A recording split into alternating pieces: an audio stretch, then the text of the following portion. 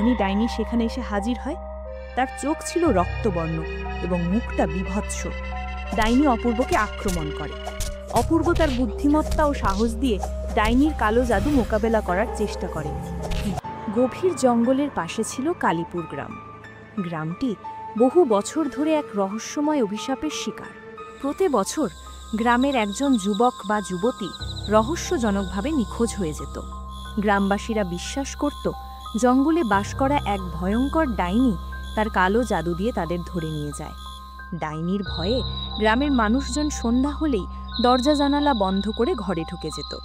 অপূর্ব, একজন সাহসী এবং যুক্তিবাদী যুবক, তার মায়ের অসুস্থতার কারণে কালীপুর গ্রামে আসে। অপূর্ব গ্রামের মানুষের মুখে ডাইনির গল্প শুনে প্রথমে বিশ্বাস করতে চায় না, কিন্তু যখন তার চোখের সামনে একজন যুবক রহস্যজনকভাবে নিখোঁজ হয়ে যায় তখন সে বুঝতে পারে গ্রামের পরিস্থিতি স্বাভাবিক নয়। অপূর্ব প্রতিজ্ঞা করে সে এই রহস্যের সমাধান করবে এবং ডাইনির কালো জাদু থেকে গ্রামকে মুক্ত করবে। অপূর্ব রাতের অন্ধকারে একাই জঙ্গলের গভীরে প্রবেশ করে। সে নিখোঁজ হওয়া যুবকের সন্ধানে বিভিন্ন দিকে ঘুরে বেড়ায়। জঙ্গলের ভেতরে সে কিছু অদ্ভুত চিহ্ন দেখতে পায়। গাছের ডালে বাঁধা কালো সুতো, মাটিতে আঁকা অশুভ প্রতীক এবং পোড়া হাড়ের টুকরো। অপূর্ব বুঝতে পারে ডাইনির কালো জাদু সত্যিই কাজ করছে। সে আরও গভীরে যেতে থাকে। জঙ্গলের প্রান্তে অপূর্বের দেখা হয় এক বৃদ্ধ জ্ঞানীর সাথে। জ্ঞানী লোকটি অপূর্বকে ডাইনির ইতিহাস সম্পর্কে জানান। বহু বছর আগে এই গ্রামে এক সুন্দরী মেয়ে বাস করত, যার নাম ছিল মালতী। গ্রামের মাতব্বর তাকে ভালোবাসতেন, কিন্তু মালতী তাকে প্রত্যাখ্যান করে।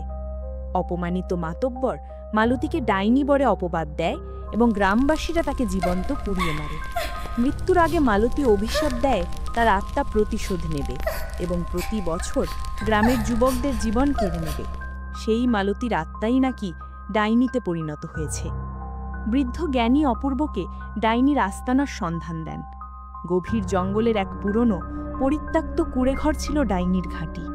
অপূর্ব সাবধানে সেই কুঁড়েঘরের কাছে যায়। ভেতরে সে দেখতে পায় নিখোঁজ হওয়া যুবকরা অজ্ঞান অবস্থায় পড়ে রয়েছে।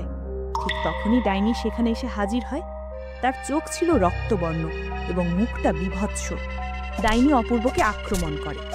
অপূর্ব তার বুদ্ধিমত্তা ও সাহস দিয়ে ডাইনির কালো জাদু মোকাবেলা করার চেষ্টা করে, কিন্তু ডাইনির শক্তি ছিল অনেক বেশি।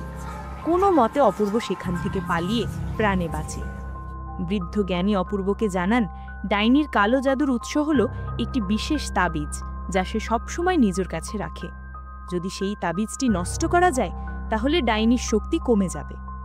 এছাড়াও ডাইনির অভিশাপ থেকে গ্রামকে মুক্তি দিতে হলে পূর্ণিমা রাতে দেবদারু গাছের কাঠ দিয়ে একটি যজ্ঞ করতে হবে এবং সেই যজ্ঞের আগুনে ডাইনির ব্যবহৃত কিছু জিনিস ফেলতে হবে।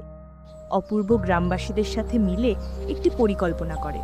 পূর্ণিমা রাতে তারা একসাথে জঙ্গলে যাবে এবং ডাইনির মোকাবেলা করবে। অপূর্ব জানে ডাইনির কালো জাদু খুব শক্তিশালী, তাই তাদের সাবধানে এগোতে হবে। রাতের অন্ধকারে তারা ডাইনির আস্তানার দিকে রওনা হয়। ডাইনি তার কালো জাদু দিয়ে গ্রামবাসীদের আক্রমণ করে।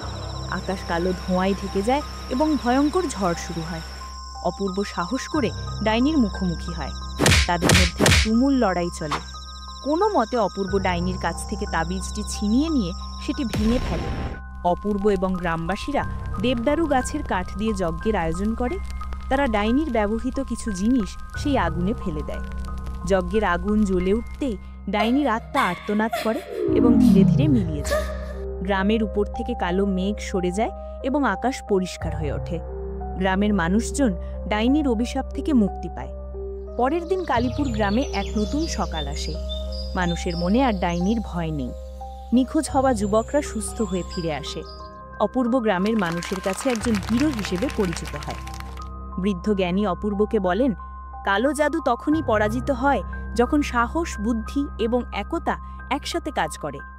অপূর্ব তার মায়ের কাছে ফিরে আসে এবং গ্রামের মানুষের সাথে শান্তিতে বসবাস করতে শুরু করে। গল্পের শেষে অপূর্ব দেখে কালীপুর গ্রাম আবার হাসিতে ভরে উঠেছে। ডাইনির কালো জাদু আর কারো জীবন কেড়ে নিতে পারে না। গ্রামের মানুষজন এখন কুসংস্কারের বদলে সাহস এবং যুক্তির পথে চলতে শিখেছে। অপূর্ব বুঝতে পারে ভয়কে জয় করাই হলো জীবনের সবচেয়ে বড় শিক্ষা।